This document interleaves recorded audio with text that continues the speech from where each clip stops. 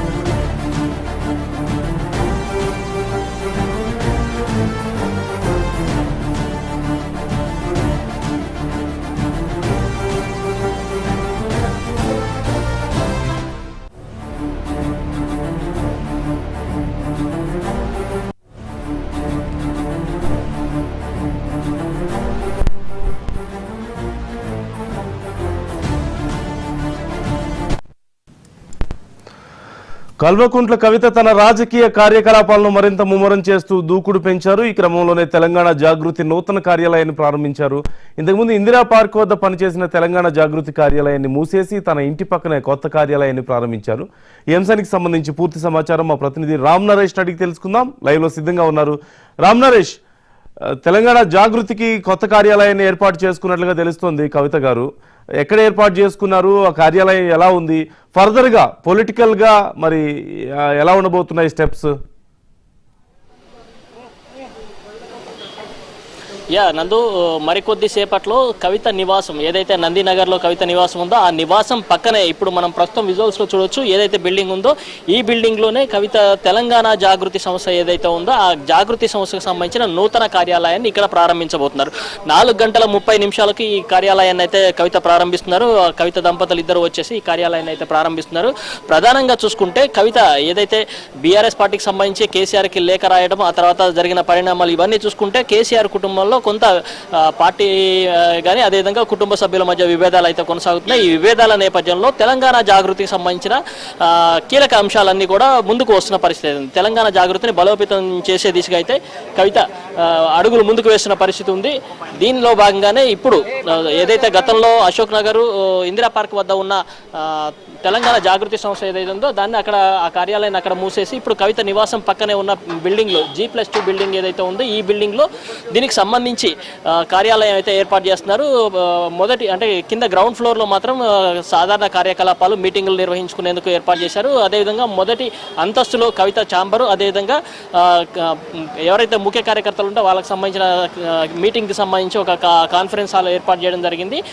పై అంతస్తుకు సంబంధించి ఒక పెద్ద కాన్ఫరెన్స్ హాల్ కూడా ఏర్పాటు చేయడం జరిగింది. మొత్తంగా చూసుకుంటే కవిత తన జాగృతికి సంబంధించిన అంశాలు ఏదైతే ఉన్నాయో ఆ అంశాలన్నింటిని కూడా ఇంకా ఎక్కువగా విస్తృత స్థాయిలో జనాల్లోకి తీసుకుపోవాలని చెప్పేసి జాగృతిని మరింత బలోపేతం చేసే దిశగా అయితే ఆమె అడుగులు వేస్తుందని చెప్పుకోవచ్చు. ఎందుకంటే కల్వకుంట్ల కవిత ఏదైతే ఇటీవల లేఖ విడుదలైందో ఆ లేఖ విడుదలైన తర్వాత ఆమె చేసిన వ్యాఖ్యలు కానీ అమెరికా నుంచి వస్తూ ఆమె శంషాబాద్ ఎయిర్పోర్ట్ వద్ద చేసిన వ్యాఖ్యలు, అదేవిధంగా మొన్న చిట్చాట్ చేస్తూ చేసిన వ్యాఖ్యలు, అదేవిధంగా ఈ వ్యవహారాలన్నీ చూసుకుంటే కూడా కల్వకుంట్ల కుటుంబంలో అదేవిధంగా బీఆర్ఎస్ పార్టీలో కొన్ని విభేదాలు ఉన్నట్టుగా స్పష్టమైంది. ఈ నేపథ్యంలోనే కవిత జాగృతి సంస్థ ఏదైతే ఉందో దాన్ని బలోపేతం చేసే దిశగా అయితే అడుగులు వేస్తున్నారు. ఇప్పటికే కొన్ని ఏదైతే సంఘాలు ఉన్నాయో ఆ సంఘాలకు సంబంధించిన కొత్త కమిటీలను అయితే ఏర్పాటు చేశారు. మరికొన్ని కమిటీలు ఏదైతే మహిళా, అదేవిధంగా విద్యార్థి, అదేవిధంగా ఉద్యోగ, రైతు సంఘాలు ఏవైతే వాటిని కూడా కొత్తగా ఏర్పాటు చేయాల్సింది. ఆ దిశగా అడుగులు వేస్తున్నారు. అందుకోసం అని చెప్పేసి పాత కార్యాలయం ఏదైతే ఉందో అది సరిపోవట్లేదని చెప్పేసి ఇప్పుడు ఇక్కడ కొత్త కార్యాలయాన్ని ఏర్పాటు చేసే దిశగా అయితే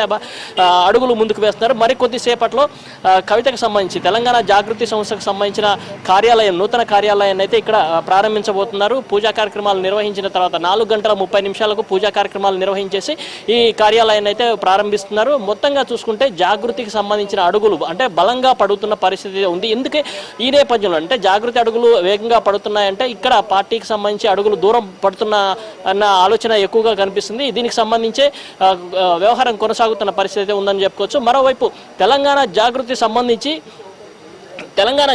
సంబంధించి అనేక అంశాలను ఆమె ప్రధానంగా ముందుకు తీసుకెళ్తున్న పరిస్థితి. ఏదైతే కాళేశ్వరంకి సంబంధించి కమిషన్ నోటీసులు ఇచ్చిందో ఆ నోటీసుల్లో భాగంగా కేసీఆర్కి ఇచ్చిన నోటీసులకి వ్యతిరేకిస్తూ ఆమె నిరసన కార్యక్రమాలు జూన్ 4వ తేదీన నిరసన కార్యక్రమాలు తెలంగాణ జాగృతి ఆధ్వర్యంలో రాష్ట్ర వ్యాప్తంగా నిరసన కార్యక్రమాలకు పిలుపునిచ్చారు. దీనికి సంబంధించి అంశాన్ని మరికొద్దిసేపట్లో ఈ కార్యాలయం ఓపెనింగ్ చేసిన తర్వాత దానికి సంబంధించిన అంశాన్ని కూడా ప్రస్తావించారని చెప్పేసి మొత్తంగా చూసుకుంటే ఈ వ్యవహారంలో తెలంగాణ జాగృతికి సంబంధించిన అడుగులు వేగంగా పడుతున్నాయి. అంటే కవిత బీఆర్ఎస్ పార్టీ నుంచి కొంచెం దూరం జరుగుతూ ఇక్కడ తెలంగాణ జాగృతి సంస్థను బలోపేతం చేసుకుంటూ తన సొంత నిర్ణయాలు తీసుకునే విధంగా అయితే ముందుకు అడుగులు పడుతున్న పరిస్థితి ఉంది. మరోవైపు బీఆర్ఎస్ పార్టీకి సంబంధించిన నేతలు కొంతమంది మాట్లాడుతూ కూడా వ్యాఖ్యలన్నింటినీ కూడా ఏదైతే పార్టీలో ఉన్న అంతర్గత వ్యవహారాలు ఉన్నాయి దానికి సంబంధించి హైకమాండ్ అదేవిధంగా కేసీఆర్ కానీ అదేవిధంగా కేటీఆర్ వచ్చాక దీనిపై ఒక నిర్ణయం తీసుకుంటారని చెప్పేసి దీన్ని కొన్ని పార్టీలు కుట్ర అంటే బీజేపీ అదేవిధంగా కాంగ్రెస్ రెండు పార్టీలు కూడా బీఆర్ఎస్ విచ్ఛిన్నం చేసే ప్రయత్నాలు చేస్తున్నాయని చెప్పేసి కూడా కొద్దిసేపు క్రితం తెలంగాణ భవన్లో మాట్లాడిన మధుసూదనాచారి చెప్పడం జరిగింది. మొత్తంగా ఈ వ్యవహారానికి సంబంధించి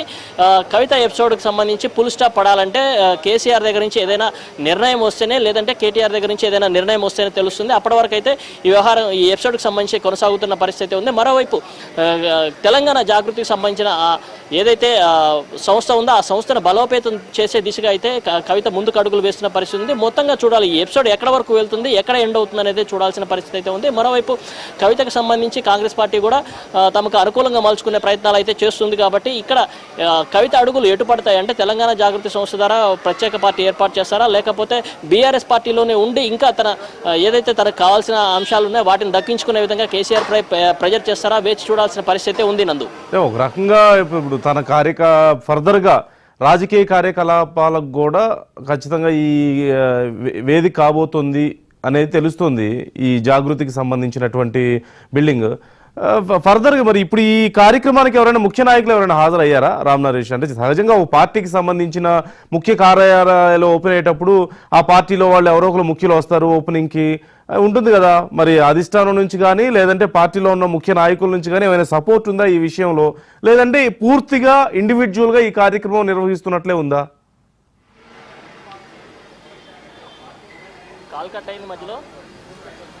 రామ్ నరేష్, నా వాయిస్ వినిపిస్తుందా మీకు?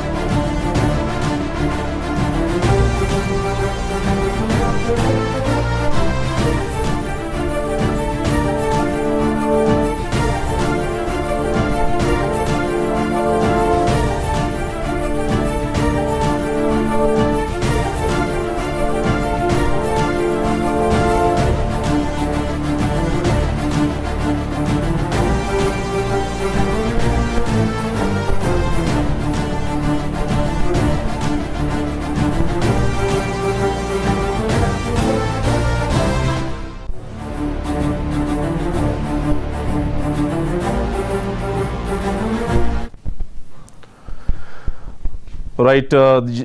తెలంగాణ జాగృతి నూతన కార్యాలయం ఓపెన్ చేసుకున్నారు. కవిత ఇంటి పక్కనే ఓపెన్ చేసుకున్నట్లుగా తెలుస్తోంది.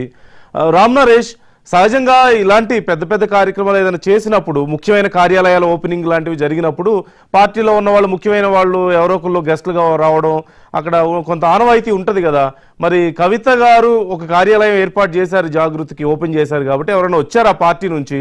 అలాగే అసలు పార్టీకి సంబంధించిన అంటే పార్టీ కన్సర్న్లోనే ఇది జరుగుతుందా, లేకపోతే పూర్తిగా ఇండివిజువల్గా జరిగిందా?